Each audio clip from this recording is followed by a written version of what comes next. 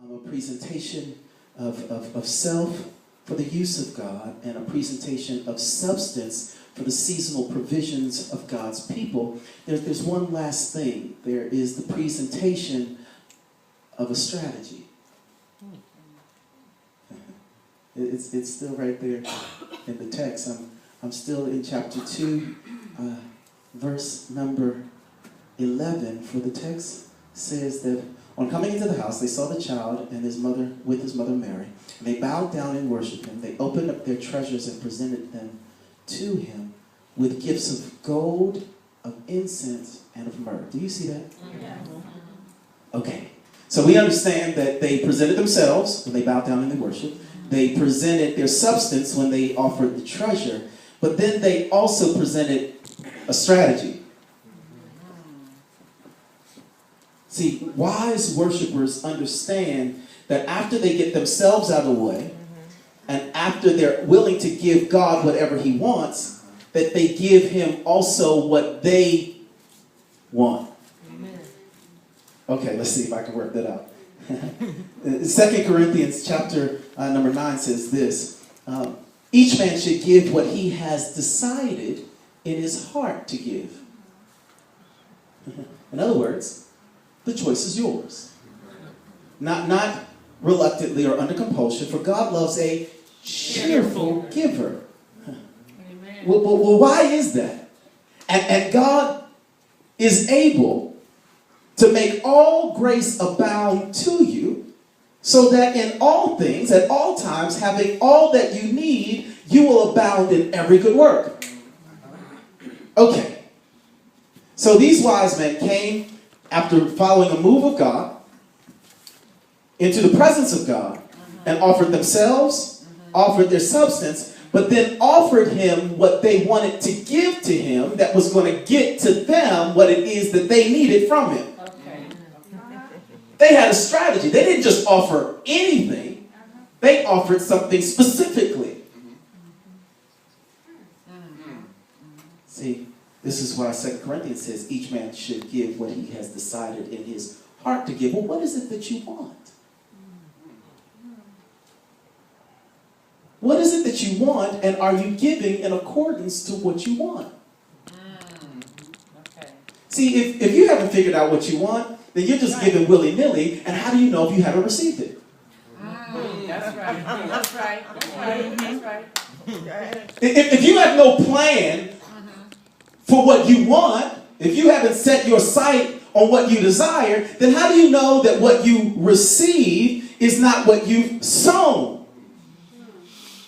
Okay, y'all looking at me like a deer caught in the headlights. Let's just use a farming analogy. If you wanted a crop of apple trees, right, would you just pick any seed? No. No. If you are a vegetable farmer, would you sow fruit? No. See, the character of God, one of them is justice. In other words, he's going to give you just.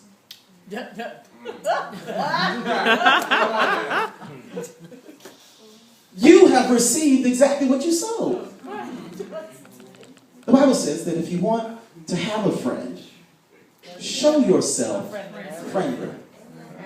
If you want to have love, show yourself as one who can offer it.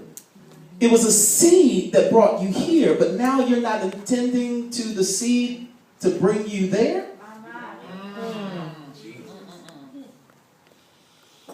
I ain't going to get no help. I told you this doesn't preach because we got to go through too many twists and turns in here. But this is a strategic move to get you set. What is it that you're sowing? If you're sowing, you will reap.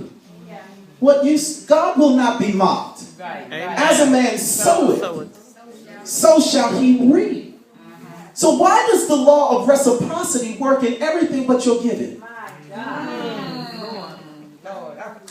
It works if you want a friend. It works if you want love. But when it comes to the other things you want, I ain't gonna get no help.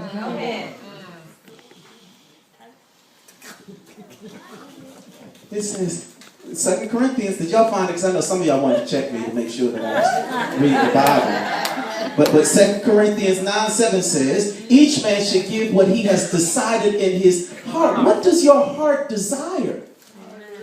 And then find the seed equivalent to the harvest that you want. Amen. Because then he said that I will make all grace abound. Amen. So that you have everything that you need at all times.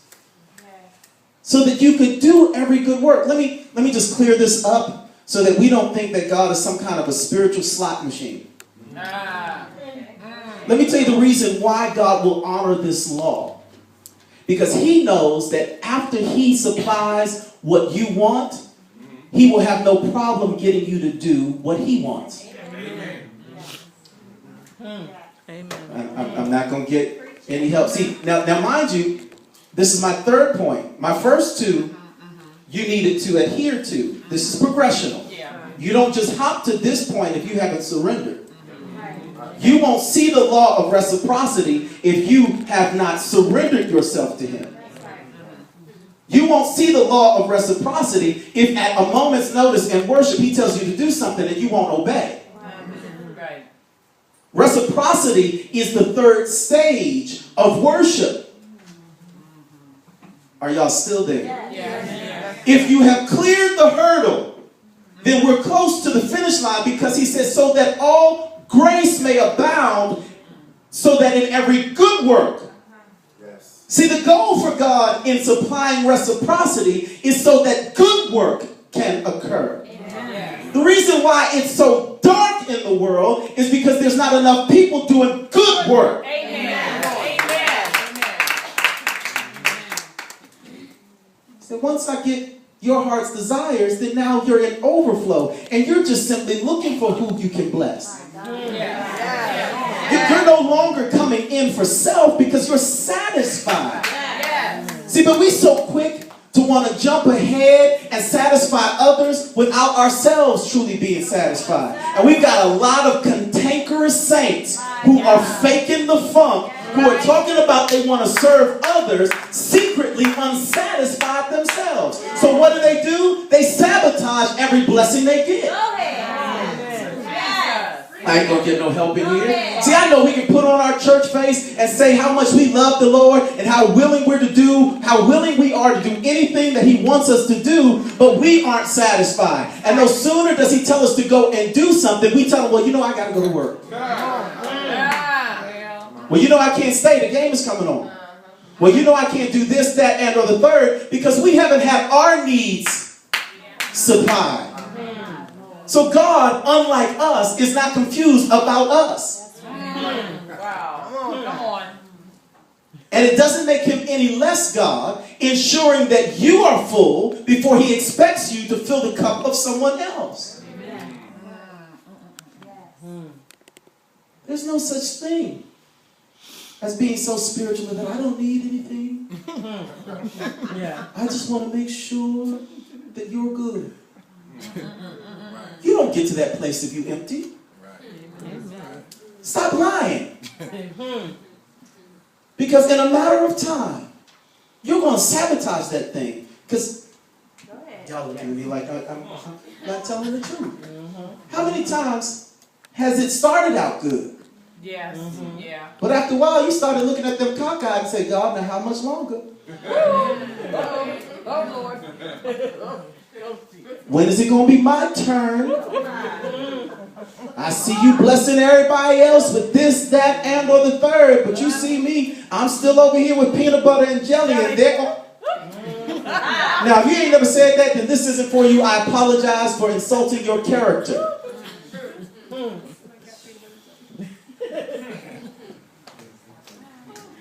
But you need to stop lying and tell the truth and shame the devil. Amen.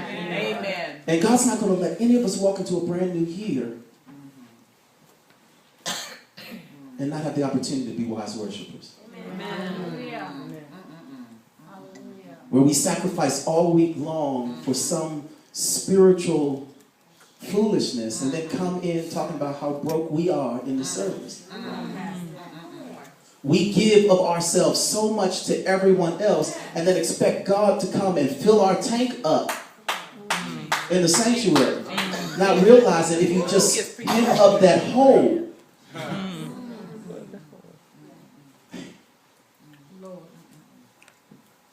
The text said that they gave strategically. The significance in their gifts was not just that they gave, but it was what they gave. For it says that they offered gold. Isn't that what it says? Yeah. They offered gold to him as he was a king in order to pay him tribute. For Jesus would say later in the gospel that you are to render unto Caesar what is Caesar's and unto God what is God's. In other words, there is a specific something that you are supposed to render for services you expect. You can't have a system for Caesar and not for God. For when you give the gold specific to God, just like you give to Caesar, it establishes God's kingdom the same way that your gold you give to Caesar establishes his.